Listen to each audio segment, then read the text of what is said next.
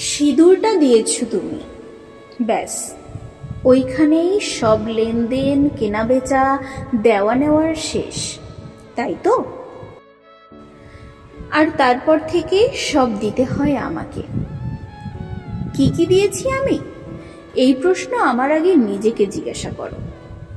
প্রথম যেদিন এলাম তোমার ঘরে, সেদিন তুমি আমায় বললে, নতুন ঘর, নতুন সব, নতুন করে শুরু। হ্যাঁ, তারপর থেকে প্রতিটি দিন নতুন, প্রতিটি সকাল নতুন, প্রতিটি রাত নতুন। তোমার হাতের আদর নতুন, বিছানায় পাতা চাদর নতুন। কিন্তু পুরনো প্রিয় জিনিসগুলো ছেড়ে এসেছি আমি। জানতে চাওনি সেদিন যে কি কি ছেড়ে এলাম আমি? আমি বলি কি কি ছেড়েছি আমি। 25টা বছর, যার 12টা শৈশব, আর বাকিটা বুঝতে বুঝতে বড় হওয়া যে তোর উপর অধিকার কেউ অর্জন করে নেবে। আর ছেড়েছি বাবার যত্ন, মায়ের আদর, ভাইয়ের সাথে খুনসুটি, বিকেলের লাফ দড়ি, সন্ধ্যায় এক থালা মাখামুড়ি, শীতের রাতের বৃষ্টি, বাসে করে বন্ধুদের সাথে ইউনিভার্সিটি থেকে ফেরা, আরো কত কি।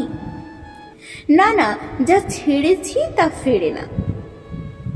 হারানো বিকেল ফেরে না, নারীর কৈশোর ফেরে না, কুমারীর কৌতূহল ফেরে না, বসন্তের শিহরণ ফেরে না। শুধু ফিরে ফিরে আসে তুল পার করা হৃদয়ের ফিরে আসার ডাক।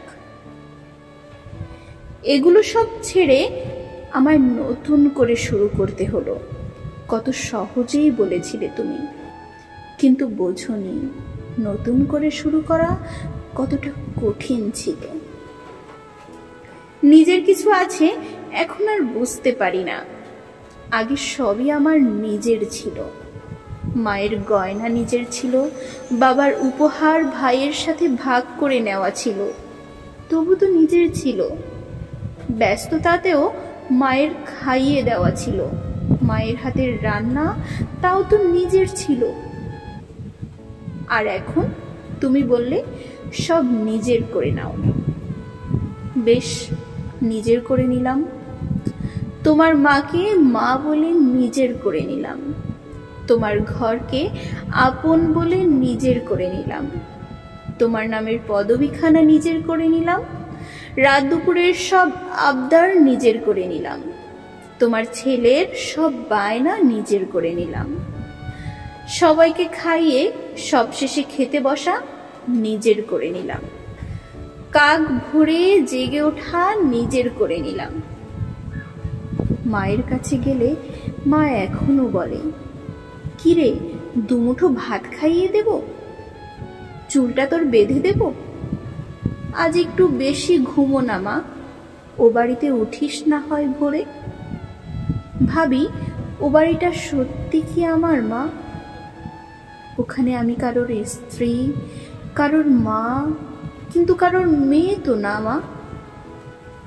এখানে আমি তোমার মেয়ে, ঠিক যেমন ছিলাম আগে।